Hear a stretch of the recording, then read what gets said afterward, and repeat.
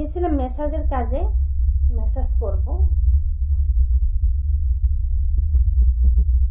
তো মাশাআল্লাহ রিজেক্ট কার কখন কোন জায়গায় মিলে যায় কেউ জানে না। তো আমি গেছিলাম মেসেজ করব, তো ওই সময় একটা মহিলা আমার পাশে বসে উনি আস্তে ধীরে বলতেছে আর কি, আস্তে ধীরে বলতেছে যে আমার বাসায় একটা কাজের মেয়ে লাগতো, এই মুহূর্তে আমি শহরে চলে যাব, আমাদের এখান থেকে শহরে যাইতে প্রায় গাড়ি দিয়ে 1 ঘন্টা লাগে। তো উনি বলতেছে যে আমি গাড়ি দিয়ে যাব, 1 ঘন্টা লাগবে, কিন্তু আজকে আমার বাসায় মেহমান আসবে আর আমার বাসায় অনেক সোনা গয়না আছে, অনেক গোল্ড আছে। তো আমি এমন একটা বিশ্বাসী মানুষ খুঁজতেছি যে আমার বাসায় কাজ করবে এই মুহূর্তে, তোমার কি জানা আছে? তখন চুপ করে আমার লোভ লেগে গেল। এই আমার মনে করেন না স্বর্ণ গয়নার দিকে লোভ লাগছে, আমার লোভ লাগছে কাজের দিকে। মানে আমি গেছি এক কাজে, মিলে গেল অন্য আর একটা কাজ, মানে বিষয়টা অন্যরকম না।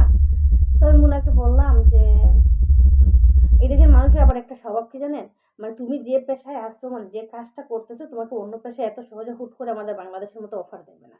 মানে তোমার পারমিশন নিবে, তোমার কাছে এসে বলবে, তোমাকে বলবে তুমি রাজি আছো কিনা, সেটা আগে তোমার পারমিশন নিয়ে তারপরে বলবে।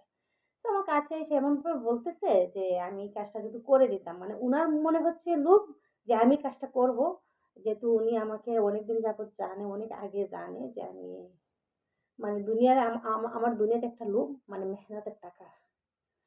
চুড়িদারের দিকে আমার কোনো লোভ নাই, মেহনতের টাকার প্রতি আমার প্রচুর লোভ। মানে মেহনত যেইখানে দেখবেন আমি ওইখানেই চলে যাব। তো সেক্ষেত্রে হয়েছে কি, উনার লোভ হচ্ছে আমি উনার বাসায় কাজ করব, আর আমার লোভ হচ্ছে আমার টাকা। মানে দুজনের লোভ এক হয়ে গেছে।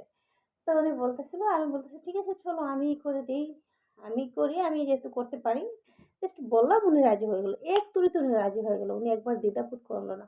আর আমিও তো মাশাআল্লাহ দিলে যেহেতু একটা কাজে গেছি আর বাসায় এসে বেকার বসে থাকবো, তো চলো একেবারে কাজটা করে ফেলে। তো আমি কাজ করতেছি মাশাআল্লাহ, করতে করতে প্রায় 2 থেকে 3 ঘন্টা কাজ করছি।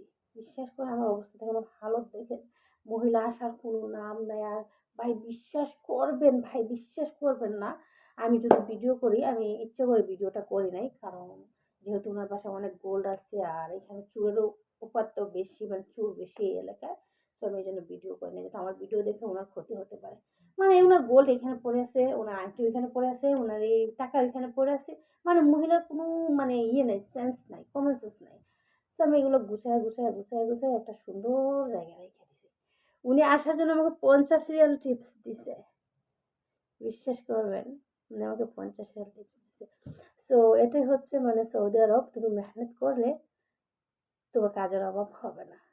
তুমি মেহনত করো, তুমি মেহনত করো, তোমার কাজের কাছে কেউ যদি কোনো একটা কাজের অফার নিয়ে আসে, তুমি সেটা মানে অ্যাভয়েড করবা না, তুমি সেটা করবা।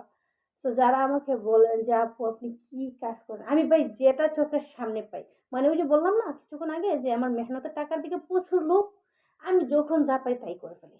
মানে আমার হচ্ছে আমার শরীরের ঘাম ঝরবে, আমি মেহনত করব, টাকাটা হালাল হবে, আর এই টাকাটা আমার বাচ্চা, আমার সন্তান বা আমার মা বাবা যারা আছেন সবাই খাইবেন, এবং কি তাদের রিজিকে বরকত হবে। তো আমার মেহনতের টাকার দিকে প্রচুর লোভ।